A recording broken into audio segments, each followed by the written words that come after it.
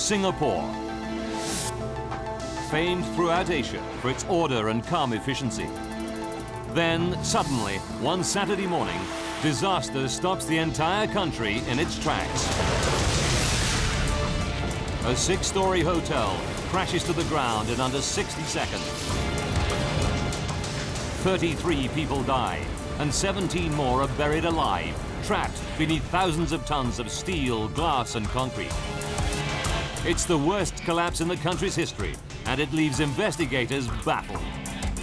Now, using advanced computer simulations, we reveal exactly what caused the tragedy. Disasters don't just happen, they're a chain of critical events. Unravel the clues and count down those final seconds from disaster.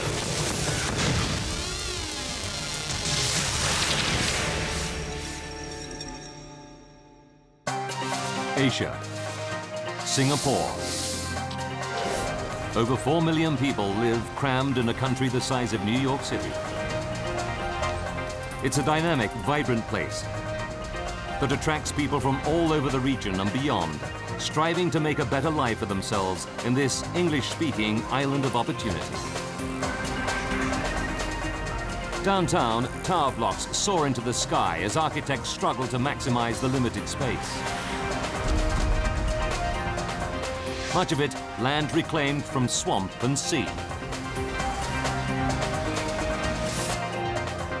Even below ground, the city is teeming with activity as Singapore expands at breathtaking pace.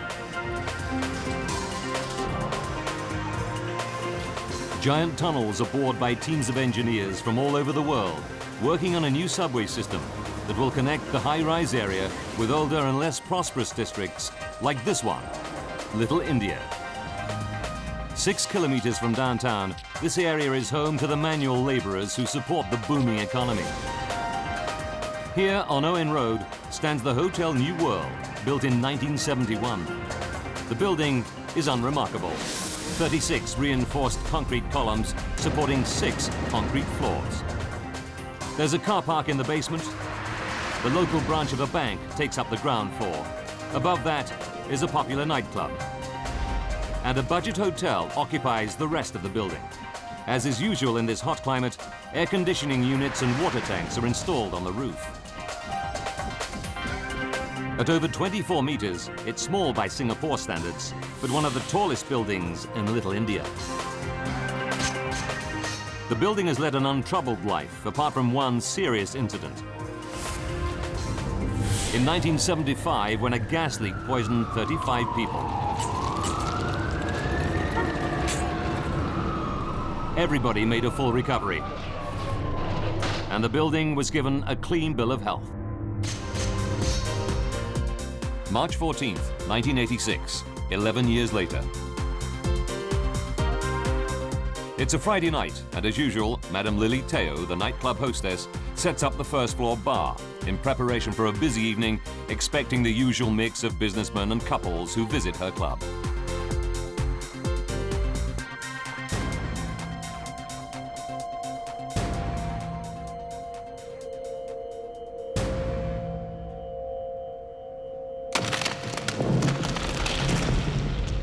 She's startled to see that a column on the dance floor has cracked. The time is 7 p.m. She decides to inform the building's owner. Shortly afterwards, with the nightclub now open, a couple of workmen start repairing the damage. No one pays much attention to them. By 9:15 p.m., the club is in full swing. In the staff dressing room, one of the girls checks her makeup.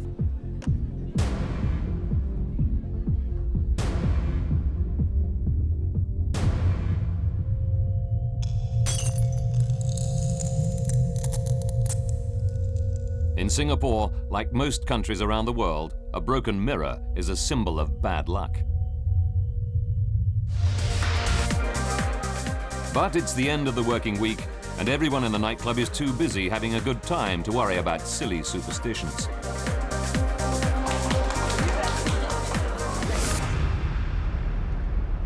The next morning, Saturday, March 15th, 8 a.m.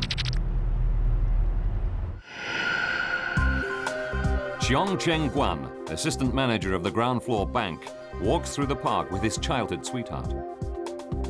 They were married 3 months ago, but he's been working so hard they haven't had time for their honeymoon yet. We were happily married and we actually planned a trip to Australia and New Zealand. As Cheong leaves for work, he says goodbye to his wife, Leong CC, knowing it's a big day for her. She's taking an important exam. I was having my final exam for a diploma. Cheong and I had planned to meet in the afternoon. As it's a Saturday, the bank will close at lunchtime, and the couple are planning on spending the rest of the day walking hand in hand through Singapore's busy streets. I was looking forward to Saturday afternoon after work, and then usually we will go out. 17 people work in the bank. It's a close, friendly team. As is common in Singapore, they take great pride in providing their customers with efficient service. 21-year-old Christina Fuhr has been working at the bank for just 3 months. This is my first job in the bank, and I enjoy it very much. Christina has never been up to the nightclub on the floor above, but she's sitting almost directly below the column on the dance floor that cracked the night before.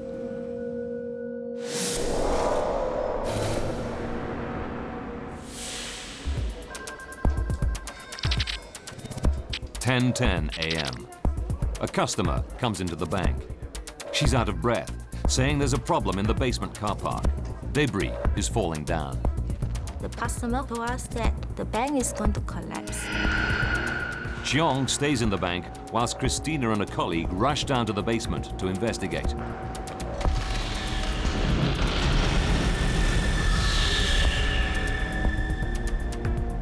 Although none of the cars are damaged, as they're leaving, they see 2 men in overalls working by a cracked column. There's debris on the floor, but the workmen say everything is fine. Reassured that it's nothing serious, they go back to work in the ground floor bank.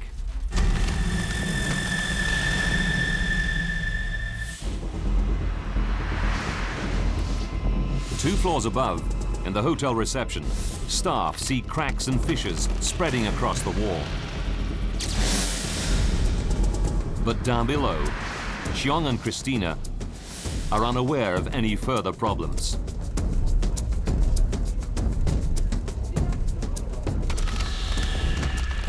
Throughout the building, vital supporting walls and pillars are starting to fracture. The Hotel New World is on the brink of collapse.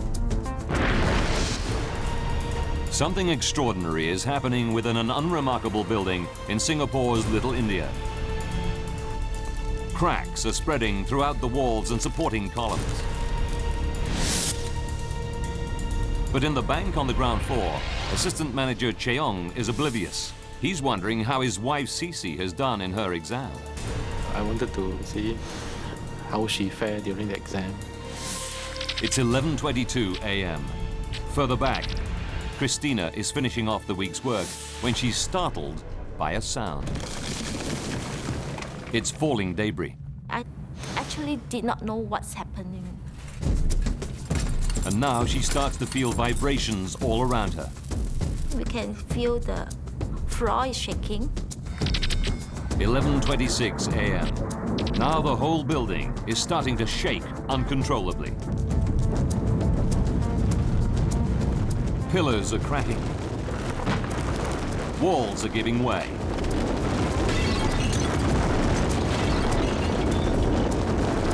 An unstoppable, catastrophic collapse is set in motion. It was very sudden. One instant you are working, the next instant it's all pitch dark and Thousands of tons of steel-reinforced concrete rain down on the people inside.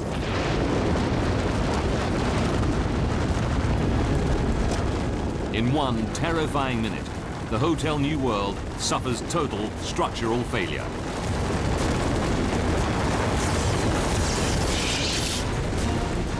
trapping dozens of people.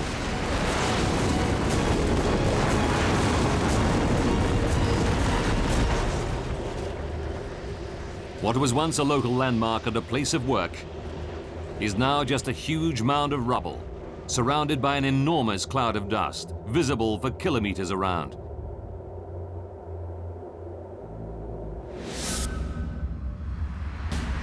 All 6 stories of the building have been destroyed, transformed into a concrete tomb. Christina, Cheong, and other bank staff are buried at the very bottom of the building rubble, in the pitch-black basement car park. We couldn't see anything, we couldn't hear anything. We couldn't even see our hand. Cheong can't see his colleague Christina, even though she's just a meter or two away, pinned down by massive concrete slabs. I was just like laying in the coffin. I couldn't move at all.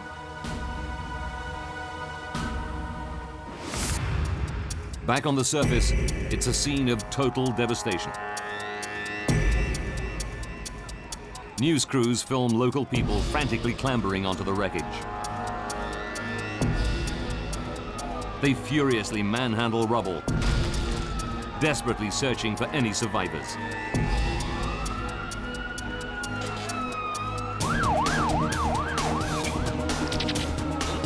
"11:35 a.m. Within 8 minutes, emergency workers start arriving.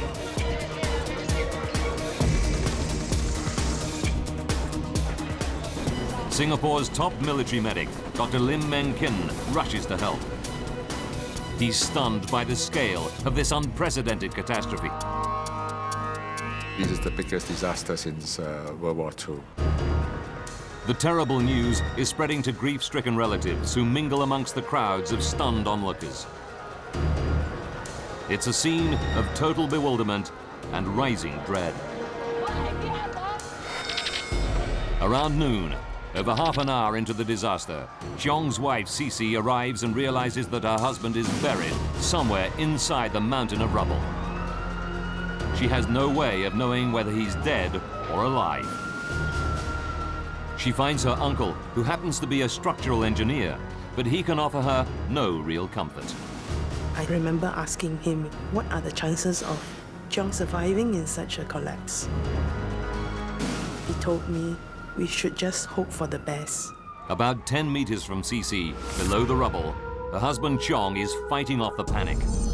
But all around, other survivors, like his colleague Christina, are aware of mounting hysteria. I can hear a lot of people crying. They was asking for help. Some of them was screaming, and some of them was crying in pain. Some of the survivors are badly injured, but Assistant Manager Cheong is determined to keep everyone calm. I thought it's a matter of time, people will come to rescue us, you see.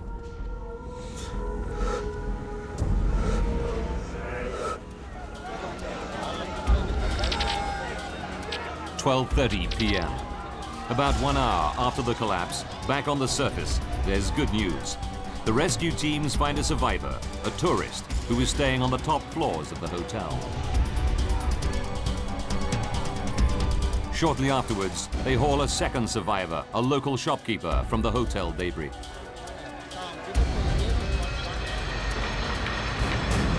Huge cranes are now brought in from across the island. They start working from the top floors of the hotel down through the devastated building. Close to 5:30 p.m., 6 hours into the disaster, the rescue workers hear the faint voice of a young woman.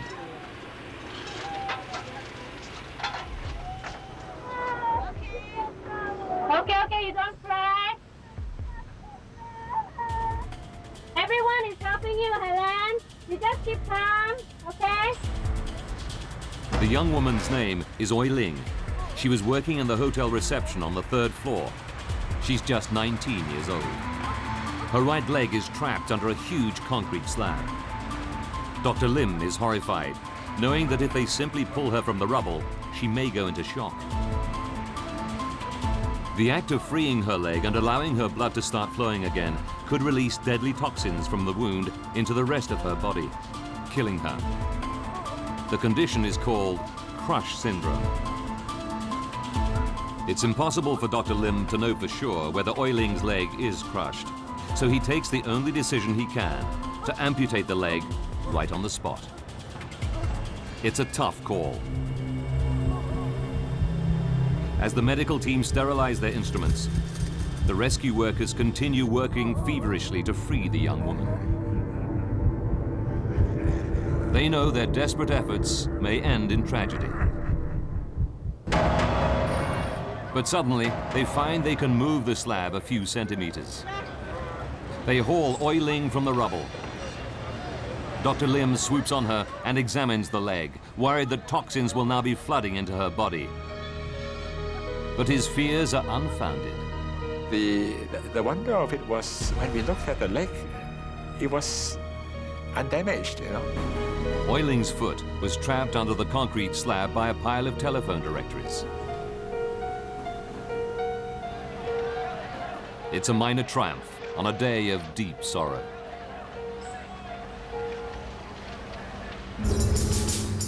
The rescuers hastily put together a list of all those known to have been in the building when it collapsed. They can account for everyone known to have been in the hotel on the top 4 floors. 17 are dead and 11 have been rescued alive. The nightclub on the floor below was empty. But the ground floor bank is a different matter.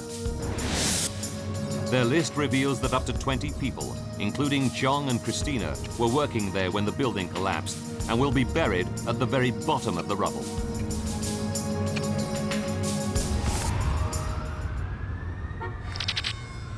(11:30 p.m.)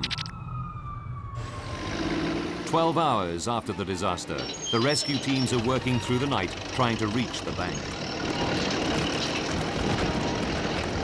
Heavy machinery hauls huge slabs of debris away from the top.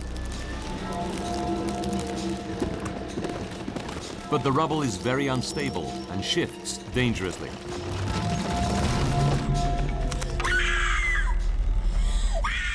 Some 10 meters below the glare of the rescuers' arc lights, with vibrations shaking the wreckage, the horror is growing.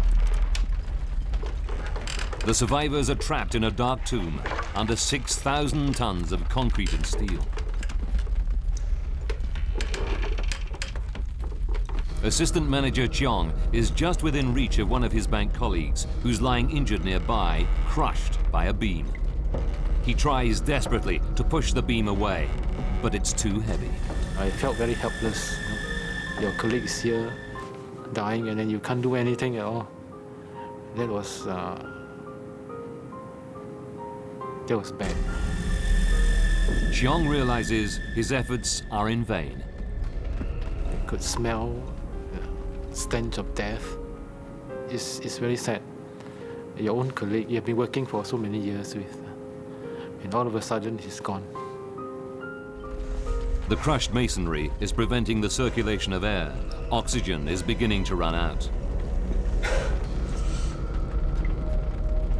Just a meter or two from Cheong, Christina is becoming desperate. I was thinking I'm still very young. I still got lots of things to do. And I'm not married yet. I can't just die like that.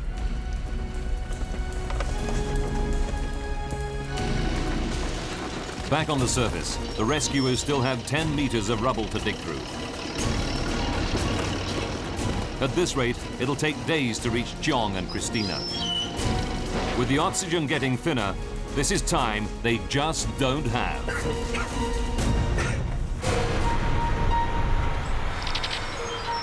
Midnight.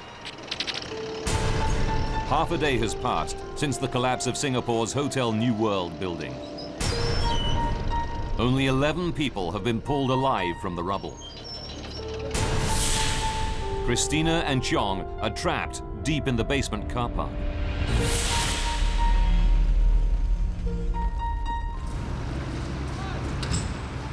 A team of Irish engineers working on the nearby subway construction is watching the rescue work. Subway tunneler Tommy Gallagher is especially concerned that the use of heavy machinery may be causing the rubble to shift and fall, potentially endangering the lives of any survivors buried at the very bottom of the mound. We kept saying to the senior people in charge, We think there is people in that building alive. And what you're doing here, you're going to kill them. They propose a radical alternative, abandoning the use of cranes to clear the rubble from the top, and instead tunneling deep into the foundations of the building to get survivors out. It's a very difficult decision, but around dawn the authorities give the green light to Tommy and his colleagues. The Irish engineers have no idea exactly where in the basement any survivors may be. After close examination of the building plans, they decide the quickest way to get into the car park is to break through ventilation shafts accessible from street level. A rescue camera reveals a scene of devastation. The tunnelers have to wade through knee-deep water and push past crushed cars. To their horror, they can smell petrol. They know a single spark could set up a devastating explosion. The car park is a death trap. That's what we were worried about. Any spark of a machinery would...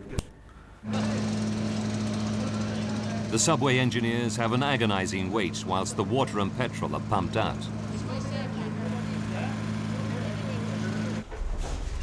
Then they start hacking a makeshift tunnel through the debris, using small hydraulic jacks to support the thousands of tons of rubble above. Sunday, 7 p.m. It takes 7 hours to tunnel 9 meters. The ground's so unstable above us, everything, we were just taking a chance, like. Then their worst fears are realized. It started to close in on us.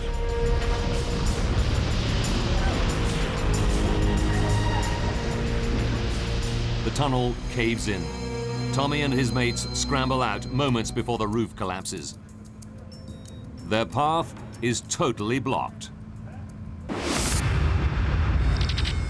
Sunday, 7:30 p.m. Chiong and Christina have been buried in the stifling, claustrophobic darkness for 32 hours. They have no idea rescuers are trying to reach them. Undeterred by the cave-in, the Irish engineers start digging more tunnels in the dangerous building rubble, willingly risking their lives. The tunnelers were the bravest people I've ever met in my life. And the way they went about it, the spirit, it's a spirit that's very rare, really. Tunnels 2 and 3 are built from the southeast, but the subway engineers soon find their path blocked by huge slabs of debris. With Tunnel 1 still too dangerous after the cave-in, a fourth tunnel is dug northwards. It takes all night, but Tommy and his mates crawl under crushed cars and dig all the way around the exterior basement wall. We worked round the clock. We never went to bed. Monday, 7 a.m. Chiong and Christina have been trapped in the rubble for almost 2 days. They're losing track of time. We don't even know how many days we was trapped inside. I was just trying to keep alive because I have a lot of things to live for. Then, Chiong hears a noise. We could hear rumbling sounds, from the distance. Hoping that it's a rescue team, the bankers start tapping frantically on the beams that are trapping them.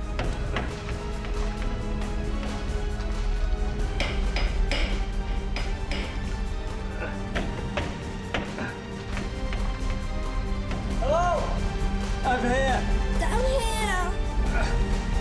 Where? I'm coming to get you. We was very happy, didn't know where we are. The tunnelers crawl ever closer to Chiong and Christina. They feel they're on the verge of reaching them, but they face one last obstacle. And all of a sudden we had a metre square concrete beam and it was right in front of us. We hit it smack on. So they were on the other side of that. They have no idea where in the building the beam came from, but they're desperately concerned that it's helping to support the weight of the collapsed building above them. 6,000 tons of rubble are balanced delicately above the heads of Christina, Chiong, and now the tunnelers. It's noon on Monday, 2 days into the disaster. The rescue workers decide they have no choice except to break through the huge concrete beam. Dr. Lim joins them, ready for any emergency. You don't think of the danger. There's somebody at the end of the tunnel and you want to reach that person. The tunnelers' drills carve through the concrete surprisingly fast. A few meters away, in the darkness, Cheong hears the drilling getting louder. They keep asking me, can you see a light? Can you see a light? You know? Finally, I could see, and there's a chink of light from somewhere. Soon, Cheong is able to see the rescuers just the other side of the hole. The tunnelers are terrified that they may have cut through a major supporting beam. They fear the rubble could come crashing down at any moment. They tell Cheong to stay where he is whilst they prop up the roof. I said, no thank you, I'm coming out. Cheong cannot bear to stay another moment in the darkness. He scrambles towards safety. He just ran. I said, I don't blame you either, because he thought he would never come out of there alive, he said.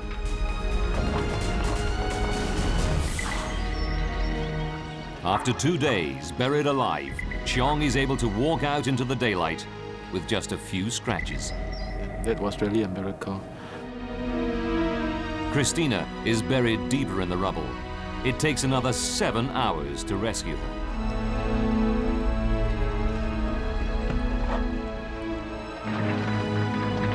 Dr. Lim leads Christina away on a stretcher. Later examinations reveal her only injury is a black eye. I feel just like a hero or something like that. Cheong and his wife Cece are finally reunited at the hospital. It was such a moment of joy, such great joy. You just feel that life is very fragile. Anytime it can be taken away from you, and you just live. Thanks to the pioneering use of tunnels to dig into the very deepest parts of the rubble, 6 more survivors are ultimately pulled alive from the wreck of Hotel New World. In all, 17 people have been saved. But 33 have lost their lives. Now, by rewinding the events of that fateful day, and by going deep into the investigation, we can reveal what really happened to the Hotel New World.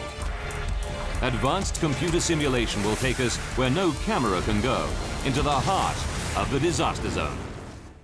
A commission of inquiry will be appointed to seek answers to the many questions raised in this, the worst building disaster in Singapore. The investigation team includes Terry Hume, a structural engineer based in Singapore. He has decades of experience in major building construction.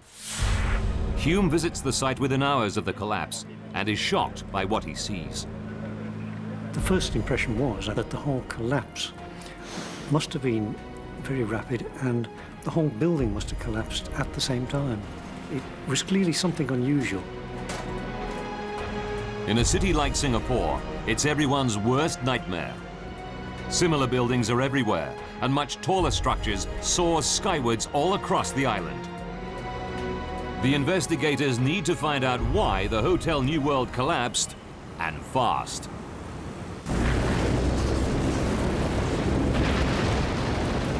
How did a 6-story reinforced concrete building collapse in fewer than 60 seconds? Until the investigators find out, the lives of millions who live and work in similar structures throughout Singapore could be at risk. The team interviews locals who remember that 10 years earlier, a gas leak knocked out 35 people at the hotel site. Could gas have escaped again, causing an explosion? Or worse, could there have been a bomb?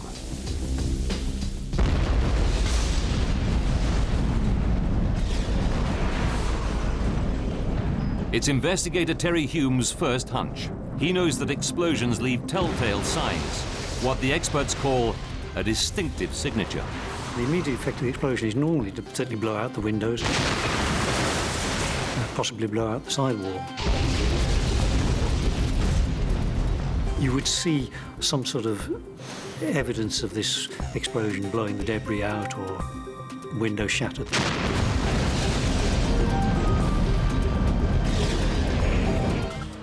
But the unique marks of an explosion, shattered glass and crushed rubble, blown hundreds of meters from the disaster site, simply do not exist. There was nothing like that. Eyewitnesses state that the building collapsed straight down, folding like a pack of cards. The whole thing dropped like that, just curved in. But if a bomb was responsible for the destruction, there should be other signs, such as traces of explosive substances. Forensic police officers meticulously scour the site for any chemical residues. They find nothing. So, if it wasn't an explosion, what could have caused the collapse? It really is quite difficult to demolish a complete building very neatly. The team needs to investigate the disturbing possibility that the building materials were defective.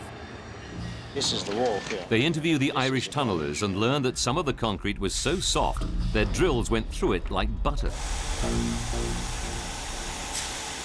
Could it be that the concrete was badly mixed in the first place, undermining the strength of the building? With millions of lives depending on similar materials throughout the city, it's an horrific thought. The team takes 240 concrete core samples to one of Singapore's top laboratories. Of these, 80 are quickly dismissed as being unusable, unsuitable for testing.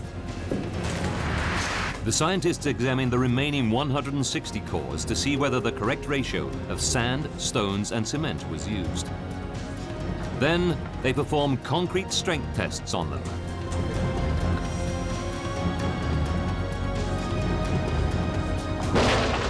The cores do fracture, but only under very heavy loads. The materials they test meet internationally accepted safety standards. It was a disappointment because that was the easy solution. If the concrete had been poor quality, you'd have immediately had an answer to why it collapsed. Hume concludes the reason the concrete seemed soft was because it was fractured during the violence of the collapse itself. So, if it isn't defective building materials, what else could have caused the disaster? The investigators turn to another terrifying scenario, one that, like the concrete, could have implications for the entire city. They look at the land on which the hotel was built and discover, like much of Singapore, it used to be a swampy floodplain drained from the 19th century onwards. This was fine for the construction of small buildings, but like much of the booming city, the Hotel New World was significantly taller, bigger than anything built 100 years ago. If the reclaimed ground was unstable, could the collapse be just the beginning of an island-wide disaster?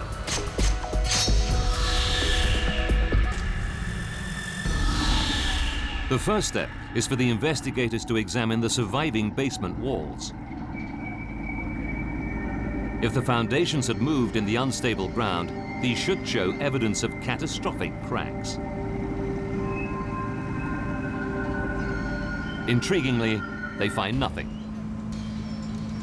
To make sure, they analyze the composition of the soil. The team drilled deep into the ground to take samples. Leaving nothing to chance, they also test the strength of parts of the foundations that survived. Finally, after weeks of work, the results come through.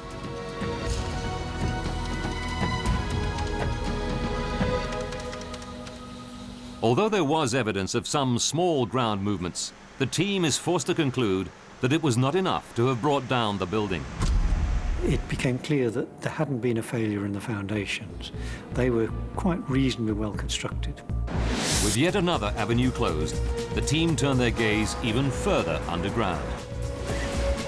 Could the construction of Singapore's new subway have weakened the building's foundations and caused it to collapse?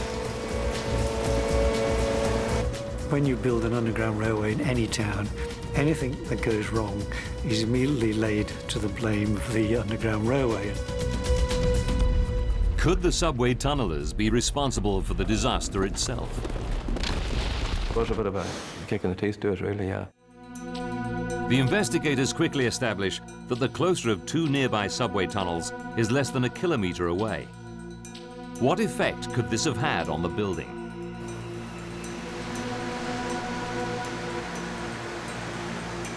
Subway tunnels have collapsed before. Just a year earlier in South Korea, this building fell into one.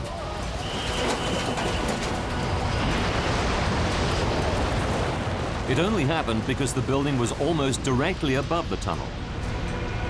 But could there be an unknown mechanism by which the subway was responsible? The Singapore investigators measure the diameter of the tunnel and calculate the ground movements that vibrations would have caused. Even taking this into account, it seems an unlikely solution. Professor Jonathan Wood is a world expert who studied the dynamics of building collapses for over 20 years. If you are within 2 diameters of the tunnel, you can expect quite an effect. Here they were hundreds of yards away. The team concludes that the subway tunnels were simply not close enough to have been responsible for the collapse. Tommy and the tunnelers are in the clear. We knew it was something that happened, a freak accident, and that's exactly what it was. It's now clear that the collapse of the Hotel New World has not been caused by an explosion, by shoddy construction, by swampland, or by subway tunneling. But buildings don't just collapse. It's like a murder investigation. You must find who was responsible. The investigators know they must be missing a vital piece of evidence. It soon arrives from a very unlikely source: the nightclub.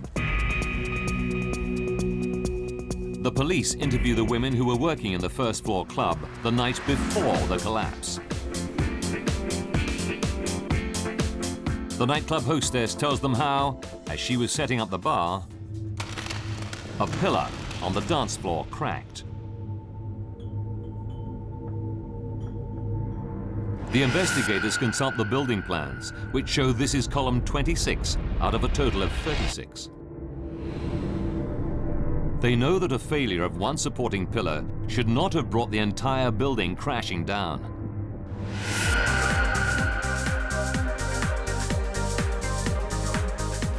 The hostess tells them that shortly afterwards, workmen started fixing wooden beams to the pillar. The building owner came to inspect the damage. Then they interview one of the girls who was working in the nightclub. She tells them how she was checking her makeup in the dressing room when the mirror shattered. The mirror was attached to another support pillar, column 32. The investigators now know that a second pillar was close to failure. When pieces start falling off columns, you are very, very near the point at which the column will collapse. Next, the team interviews survivor Christina Fuhr. She tells them how, on the morning of the disaster, she went down to the basement car park and saw workmen propping wood against a column. The pillar had cracked and there was plaster on the floor. They identified this as column 30, and it was also failing. It's a crucial breakthrough. There are now eyewitness accounts that 3 columns were failing in the hours leading up to the disaster. For the first time, the investigators know that 3 vital supporting columns were stressed right to the limit.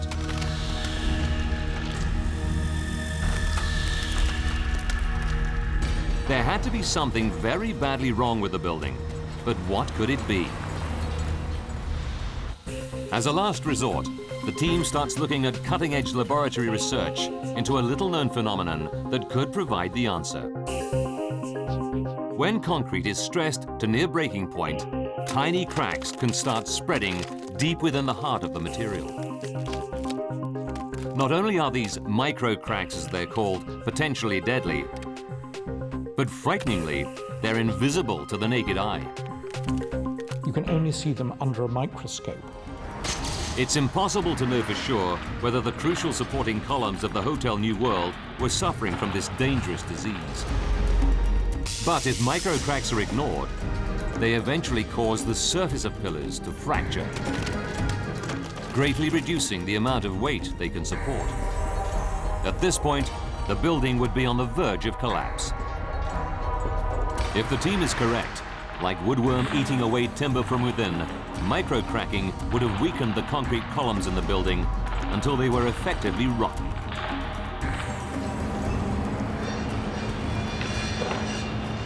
But where could the extra weight that causes microcracking have come from?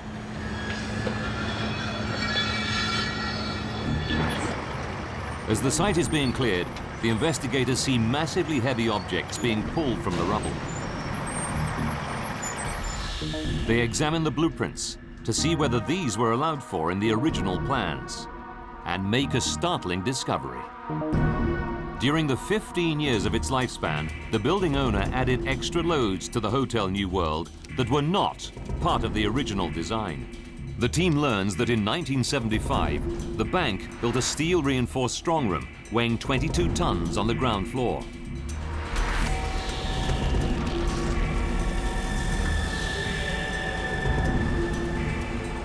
Then in 1978, the building owner installed 2 air conditioning towers, adding extra weight.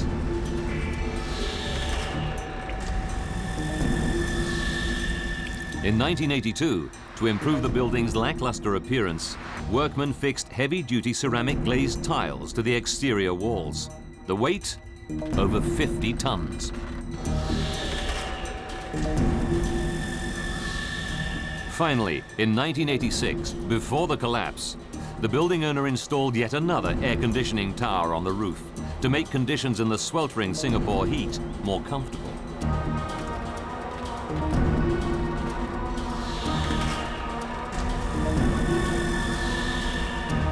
The investigators believe all this extra weight must have been too much to bear. All modern buildings are designed to support what the experts call the dead load and the live load. The dead load is the weight of the building itself. But for the investigators, the crucial calculation is the live load, the extra weight consisting of people and objects, ranging from air conditioning towers to furniture, which a building has to support. Could the building support over 100 tons of extra live load placed upon it? The answer is a big surprise. The calculation showed that the live load was adequately supported. Set against the 6,000-ton weight of the building itself, the live load, including over 100 tons of strongroom, tiles, and air conditioning units, was insignificant. It should not have caused the building's 36 pillars to give way. The team is back at square one. After months of painstaking work, they still don't know what happened.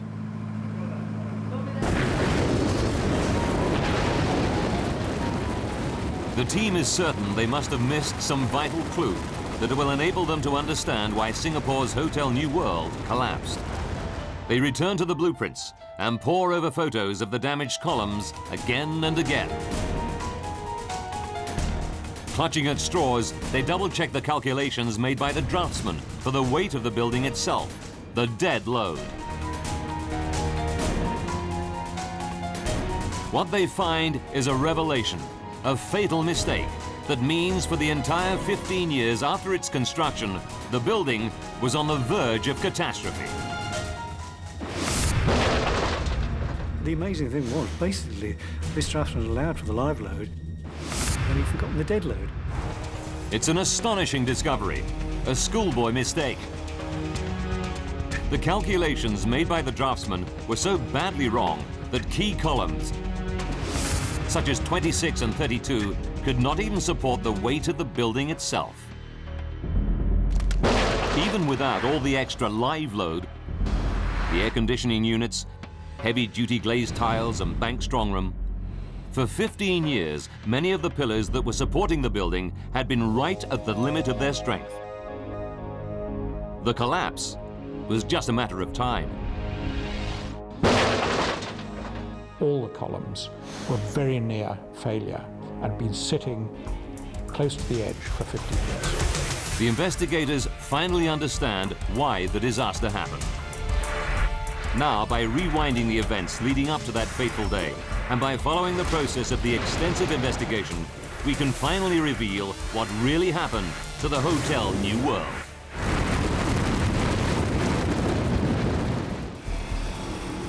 Friday, March 14th, 1986. For 15 years, hidden from human eyes, deadly microcracks were spreading deep within the concrete columns of the Hotel New World. 7 p.m., 16 hours before the collapse. Column 26 cracks in the nightclub. It's weakening and starts to pass its load to surrounding pillars.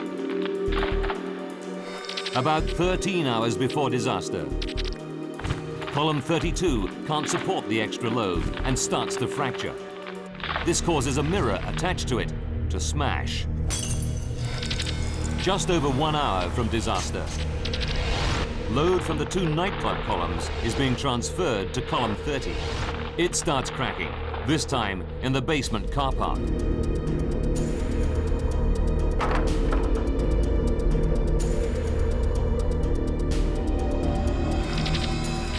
Four minutes before disaster. Above Christina, column 26 starts to collapse, causing debris to billow down and vibrations to spread throughout the bank. As 3 columns collapse, the building reaches the point of no return. An unstoppable chain reaction is set in motion.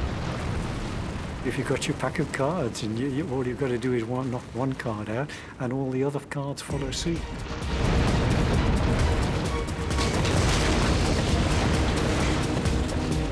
The entire building crashes to the ground in under 60 seconds, killing 33 people.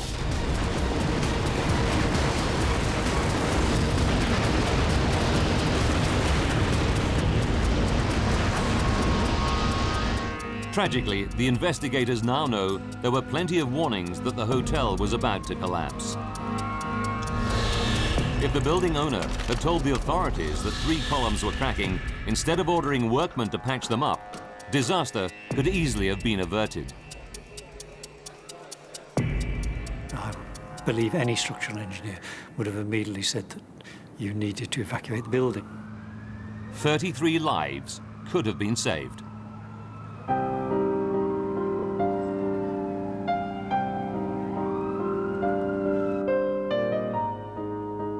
Survivors Chong and Christina will always remember their colleagues who died in the Hotel New World collapse. I do miss all my colleagues. They are the best that I ever have.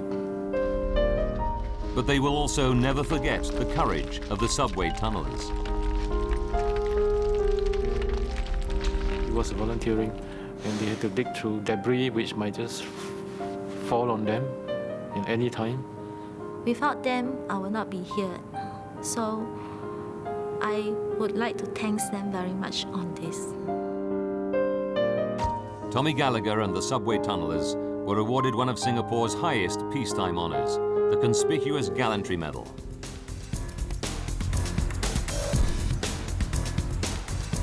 Lessons have been learnt from the tragedy. Singapore completely overhauled its building regulations to ensure that all dead and live load calculations made by architects would in future be independently checked, a crucial extra safeguard that has been adopted by many other countries. Like many cities, Singapore continues to build ever upwards. Mercifully, building collapses are a rare event both in Singapore and throughout the world. But when they happen, the courage and dignity of ordinary people shine through.